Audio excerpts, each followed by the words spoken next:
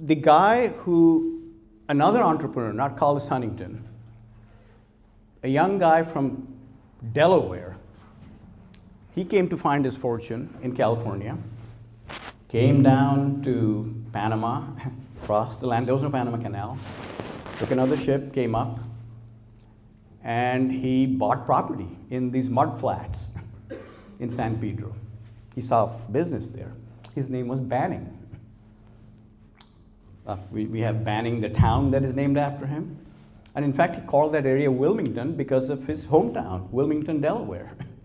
That's why Wilmington is called Wilmington today, because Banning named it after his hometown. Well, Banning did quite a bit of work. He grew the port, but it was impossible. The mud flats, he still had big ships come out there, and he still wanted to bring them with small boats. And then he got the city of LA to fund a little bit of a small railroad between San Pedro and the city of LA, 15 miles. That was the first major railroad in California, actually. And so he had a nice little business going. But then these powerful interests, Collis Huntington and others, who had started the Union Pacific, or the Southern Pacific rather, they decided that they want control of that railroad. Collis Huntington wanted an end-to-end business empire. He wanted the port, and he wanted the railroads, and he wanted that all in private interest. That would be pretty lucrative. And so what happens there is Banning had already done his work. There was a 15-mile railroad, but Collis teamed up with mining interests from Nevada, bought a bunch of property in Santa Monica, and said, we should have a port in Santa Monica. San Pedro is not, it's mud flats. So he said, let's have that. And then he said, let's basically, if LA doesn't allow me to do this, I'm going to not bring the Southern Pacific through Los Angeles. I'm going to go through the Tehachapi Pass, go beyond through Arizona, and who cares about Los Angeles? The city fathers, which at that point included the publisher of the LA Times and so on and so forth, they thought that was a horrific idea. So this is an old map, and you probably can't read this, but I highlighted it. This was Port Los Angeles here. I'll blow it up for you. You see Port Los Angeles? This was Collis Huntington's idea about where the port should be. And he built this long wharf. This wharf, the ships would come in. Somebody asked what was going on. Ships would come in here, and the trains would transport goods from the ships. Here's another picture of that, 1894. This actually is a great shot. This is from the wharf, looking towards the hills. It was a very substantial, it was the longest wharf in the world at that time. But then, while this was going on, Collis still wanted control of the Port of San Pedro because the Port of San Pedro and Banning was still making good business. So he said, I really need control of that other port, And he threatened, and he had this idea that neither port would be viable unless we need a good breakwater. Because there is no natural harbor, so we need a breakwater. Only the federal government could fund a breakwater. It's like $3 million in 1890. It's a lot of money back then. And as this fight was going on, Collis had strong connections in Congress, but we had a local hero, Stephen White. He was actually a district attorney here in the city of Los Angeles, a young lawyer. And he said, no, we can't let private interests control end-to-end the port and the railroads and everything else. We will be giving up everything. So he fought Collis, actually. He became our first native-born senator. And he got the federal government to fund the breakwater in San Pedro. Collis declared defeat. Port Los Angeles and Santa Monica went away. And that's why we have the beginnings of the Port of San Pedro, which at that point was Port of Los Angeles. Stephen White died at 45. This fight took it out of him. Collis Huntington died in 1900. Banning was dead by 1885. And this is how the breakwater looks like in San Pedro today. That's what a breakwater is. That provides that shelter that you don't otherwise get, unlike in San Diego or in San Francisco, right? Where you can come in and not be battered by the winds. You can do this. I'm just going to show you some pictures. This is a picture of Port of San Pedro as it existed right around the time that the breakwater was being developed. And as the Port of Los Angeles grew, the industries there were tuna canneries, cruise lines, you can see. And that also explains the odd-shaped map of city of Los Angeles, right? Because when the port was over here, the city quickly annexed the two cities, San Pedro, and then they had this narrow neck, okay, which today borders a few hundred yards on either side of the Harbor Freeway. And that is why the city of Los Angeles looks like this, okay. Can you guess what this is? And you know what these are? These are oil derricks, right? Where do you think that is? Where? That's a really good guess, Adele. This actually is Venice Beach. Venice Beach. Doesn't look like that today, does it? Venice Beach. And this is what Long Beach, I'm switching back and forth in time. I told you I would hopscotch a little bit. While this was going on, the Port of LA was starting to grow. Port of Long Beach was behind, right? They were still, with the big free harbor fight was going on, this was still very sleepy. Port of Long Beach was hardly anything there. They had natural, they were a little farther away from the Palos Verdes Peninsula, so they were not quite as sheltered. But they started to develop ambition, and they said, if the Port of Los Angeles is getting all this business, maybe we can grow our own harbor. So they began that process, and a few years after Port of Los Angeles began really growing, about 10 years or so later, Port of Long Beach started to grow its own business. Again, back to tuna canneries, Starkist, right? A lot of that. And later on, with the war, you all know this as Terminal Island. It used to be called Rattlesnake Island before that.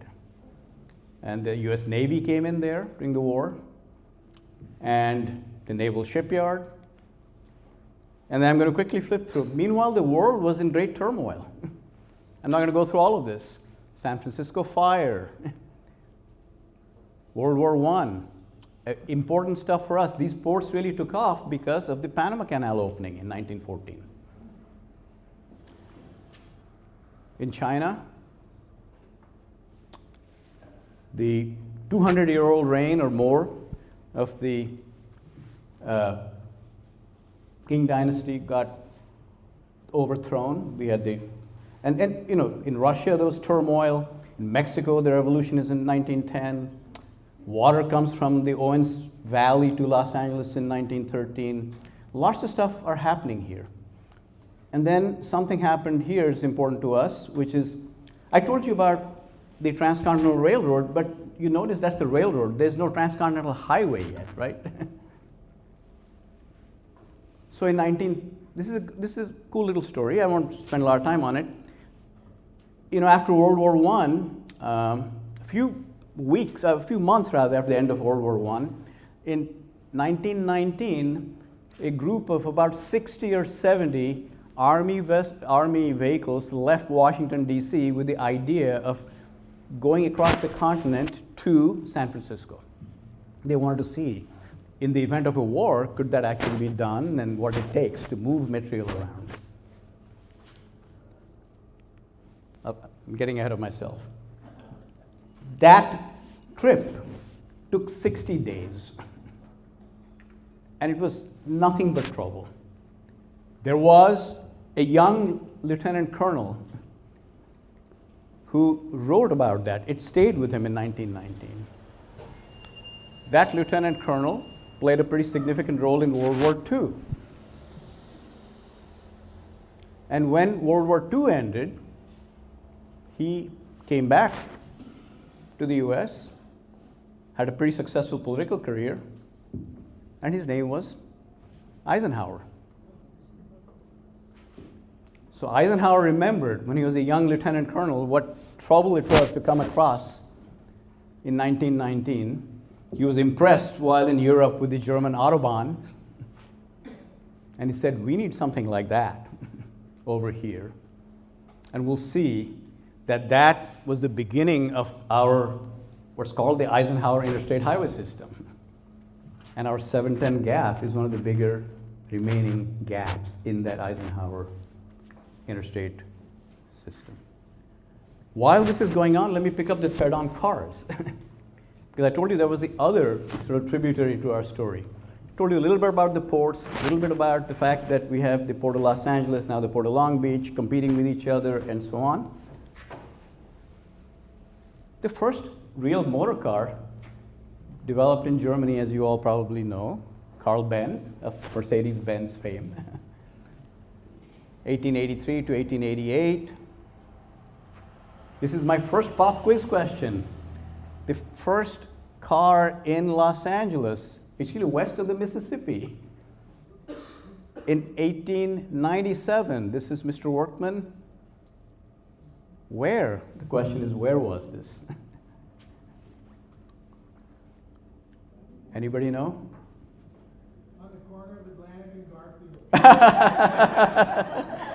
That's a good guess. If I was handing out those gift cards for creativity, you would get one, but that's a nice try. This actually is in Boyle Heights. The car was actually built at 5th and Broadway. And why I like these stories is in Alhambra, we're pretty close to a lot of the action. We're 2 miles from the Mission. This is in Boyle Heights.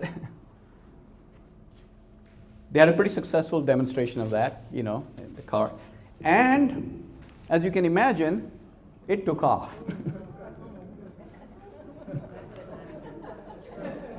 This is 7th and Broadway in 1915. Look at the chaos. I mean, we quickly surpassed almost, or rather we're pretty close to New York as the number of cars on the road, even with a population far smaller. So cars, when you have that much demand for cars, what's the next logical step?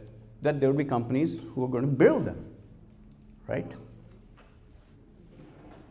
And who was one of the big proponents of the car culture here? Ford. Well, that's I think not a good guess, but it was our good friends, the Auto Club. You know, you go to the Auto Club today, they're like the one on Main Street, and you get these nice books. Well, these were the books, you know, you got these little pamphlets. There were tour guides. You wanted to go from here to there, take the family for a day out to the mountains or out to the citrus farms, and you got this little handy guide. Detailed road maps. I just picked one from 1919, okay? You can see Long Beach is pretty thriving in 1919, right? A lot of the city formed. I want to go through all of them. There are tour guides everywhere. The one I love is this. I came across the branch office in 946 East Main Street. Well, that's what it is today, next to the cue ball. That was the Auto Club office, okay? Still exists, local history here, correct? And then I'm going to just show you a bunch of series of photographs because we can quickly go to our 710 story. 1926. This is the Southern Pacific Railroad that I talked about, intersecting with the Pacific electric cars that I haven't talked about. Because while cars were getting popular, Henry Huntington, right, the nephew, he and a few other partners had developed the Pacific Electric. Actually, there were two cars, if you remember, right? There were the yellow cars, which were all within the city of Los Angeles, and the red cars, which were in the county of Los Angeles. But this was, if you can recognize this is in Alhambra, and the no signal protection on either of those, okay? You took your chances in 1926. Our house was actually built on Story Place in around 1926 and 1927. And I want to show you this because this was, for its time, Henry Huntington's red cars, we had about 1,100 miles of cars, okay? So there was strong competition between the red cars and cars, right? Ultimately, however, and there's all kinds of stories about, you know, who killed the red cars and so on, and whether it was the tire companies or whether it was the gas companies. The reality is there was nothing better than point-to-point transportation, right? The convenience of that. You didn't have to wait in line, get on a train, you got in your car and you went where you went to, and you, so time was more valuable, and that's why the red cars didn't last. Ultimately, you know, I didn't realize that the last of the red cars actually ran till 1963. That's not that long ago. Their heyday peak was 1926. So they did stick around for quite a long time and eventually disappeared. And then I'm just going to show you some shots of Alhambra. And Historical Society people should be really familiar. You have a far better archive, but just for fun. This is Alhambra road crossing at the SP branch looking west on Alhambra Road. Just to show you that our traffic on our streets was pretty quiet. The 710 had not arrived yet. All of you recognize this, 1926, the bridge over the Arroyo, right? This is another one in Alhambra. Garfield, this is actually how it looks today. This is Garfield and Mission, okay? That intersection, the view taken from this side, okay? Again, we didn't have the train in the trench, right? The train was above ground back then. This is back to Pasadena again, 27. Look at how much water there is behind that dam, right?